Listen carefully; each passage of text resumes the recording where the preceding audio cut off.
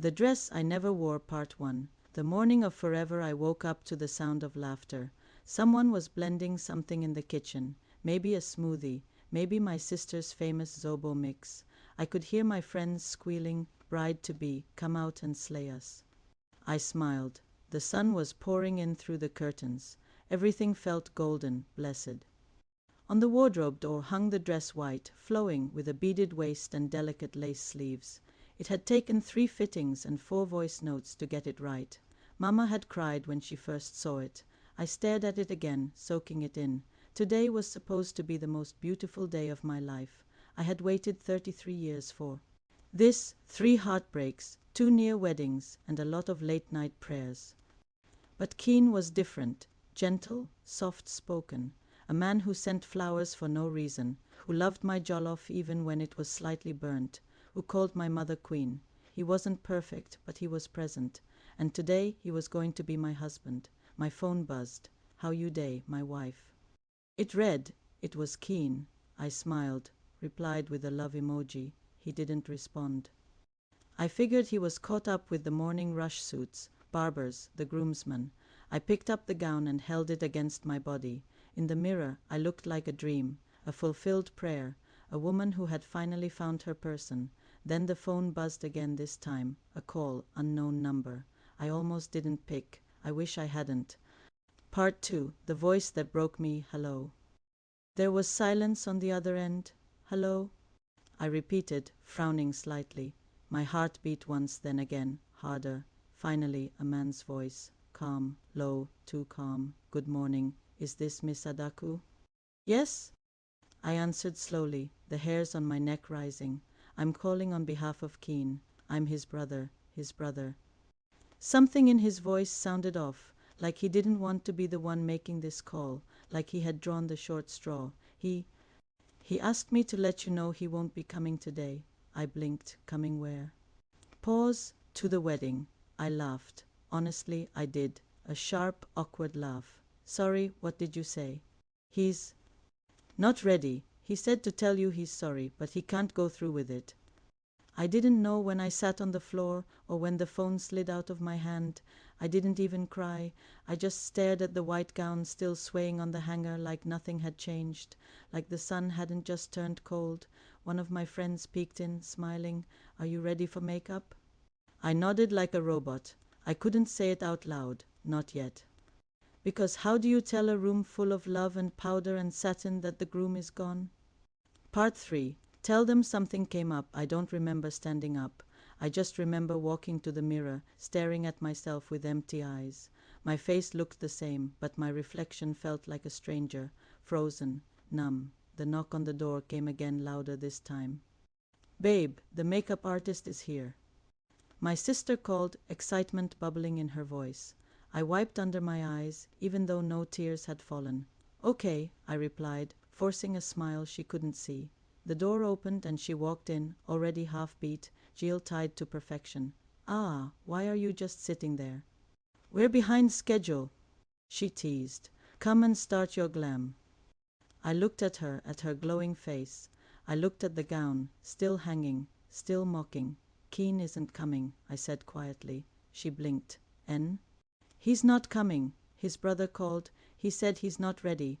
There was silence. Long, heavy, thick. "No, no, no." She shook her head, laughing nervously. "Maybe it's a prank or a mix-up." Or I shook my head. "It's real." That was when the first tear fell. Not mine, hers. She sank to the bed like someone had slapped her. "What do we tell everyone?" "They're already decorating the church. Mummy is downstairs. Daddy just rented extra chairs. Tell them." I swallowed hard. Tell them something came up. Part 4. Powder over pain. I sat still as the makeup brush swept across my face. The artist was chatting about God knows what. "Your skin is just glowing." "See, bride, nah," she giggled, blending concealer under my eyes. I wanted to tell her it wasn't glow. It was shock, but I said nothing. My sister had stepped out to make the calls. I didn't ask what she was telling them. I just heard her voice in the hallway, quiet, broken, rehearsed. Something came up. Family emergency. The wedding is postponed. Not cancelled. Postponed. as if love was a shipment delayed in Lagos traffic. My phone buzzed again. Not Keen, never Keen. It was my mum. "Where are you?" she asked, her voice bubbling with excitement. "The guests are already filling the church. Oh. Tell the driver to start coming." I couldn't speak, Mummy. My voice cracked. She paused. "What is it?" I looked at myself in the mirror. Beautiful, finished, perfect, like every bride should look. But it wasn't my wedding day anymore. "Mummy, Keen." "Isn't coming." Silence, Mummy. The line went dead. Part 5. What will people say? I was still staring at the mirror when the door burst open. My mother entered like a storm. "Adaku, what do you mean by he's not coming? Is this one of your jokes?" I didn't speak. She looked around the room like she expected someone to jump out and say, "Surprise." "Gotcha." But no one did. "Mummy, I'm sorry." She raised her hand. "Not to hit me, to silence me. No, don't say sorry. You had one job, to get married, to stop disgracing me in front of people." My chest tightened. "I didn't ask him to leave, but you picked him." Her voice cracked. "You told everyone you were sure this time. We killed cow, Adaku, cow. The priest is at the church. The guests, do you know who is seated there? Do you know the people that came from far and wide?" I looked down. "I know." She paced the room. "Your father is outside talking to ushers. My phone has not stopped ringing. What am I supposed to tell them?" I told my sister to say something came up. She laughed bitterly. "Something came up. Is that what I should tell my God-fearing friends? That something came up?" She looked at me then, really looked, and I saw it. Not just anger, fear, disappointment, shame, grief. Then she said something I'll never forget. "You better go downstairs and act like nothing happened. Smile, greet people, tell them your honeymoon was moved. But you must wear that dress today, even if it's the last thing you do." Part 6. Smile for the guests. I wore the dress, the very one I had dreamt of since I was 16. The gown with delicate embroidery, Mama said, made me look like royalty from another world. It fit perfectly, too perfectly, as if it didn't know the heart it was covering had been shattered just hours before. My mother had insisted. My father never said a word. He just paced the compound, chewing on the same toothpick like it was punishment. And so, like a dutiful daughter, I smiled. I walked into the living room and greeted my aunties, who screamed with excitement. I posed for pictures. I even cut the cake they said we might as well use since people had come from far. A few guests had already heard whispers, but Nigerian events don't pause for heartbreak. They just adjust. My sister stood by my side the whole time. She didn't talk much, just kept squeezing my hand. "I'm proud of you," she whispered once. "Proud?" I felt like a clown in white lace. I kept smiling until I caught a glimpse of my own face in someone's Snapchat video. That's when it hit me. I wasn't living the day I had planned. I was performing it. And somewhere out there, Keen was probably eating suya and telling himself he wasn't ready. Part 7. He's not dead. He just left. The party ended before it began. People ate. People gossiped. Some aunties patted my back and said, "It is well." Others asked too many questions with eyes wide from curiosity, not concern. I smiled at all of them, but by 6 p.m. the house was quiet again. The chairs were stacked. The canopy was pulled down. The DJ had packed up without collecting full payment. I sat on the veranda still in the dress. My heels were off. My makeup had started to crack. I could feel the weight of my lashes, the dryness on my lips. Then Mama came and sat beside me. Neither of us spoke for a long time. Then she said quietly, "I told your father not to rent that cow." I smiled for real this time. She sighed. "I know I was harsh earlier. I couldn't bear it. Seeing you like this, after everything." I nodded slowly. "Me too." She looked at me. "Do you want to take it off now?" I glanced down at the dress, at the lace, at the promises stitched into every thread. "Not yet." She took my hand. And then, for the first time all day, she said the one thing I didn't realize I was waiting for. "You didn't do anything wrong, Adaku." "He did." I bit my lip. A tear slid down. "He's not dead," I whispered. "He just left." She nodded. "Yes, but you're still here." Part 8. His letter came on Tuesday. It came in a brown envelope, folded neatly. no stamp, just slipped under the gate like something shameful. Tuesday morning, I was sipping lukewarm tea in my wrapper when I saw it, my name scribbled in his handwriting. I didn't open it right away. I stared at it for hours like it might explode. Part of me thought, don't read it, don't give him the satisfaction. But curiosity is a wicked thing. So I read it. Dear Adaku, I know I should have been braver. Should have looked you in the eyes and told you I wasn't ready.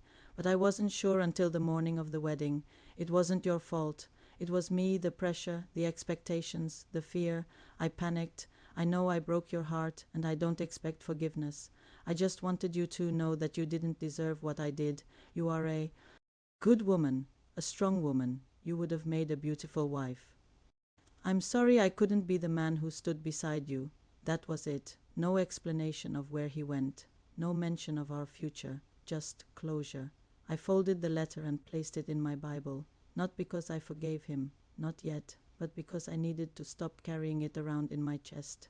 That evening, I took the dress off carefully. Not angrily, not like a woman betrayed. I folded it and laid it in the box it came in, and for the first time since that Saturday, I slept. Part 9. The return gift. I hadn't stepped outside in days. Neighbors whispered when they saw me. Some pitied me, some judged me, but most just wanted gist. The jilted bride, the dress she never wore properly, the food they still packed anyway. I ignored them all. Then one morning, I woke up with a strange clarity. I opened the box. Again.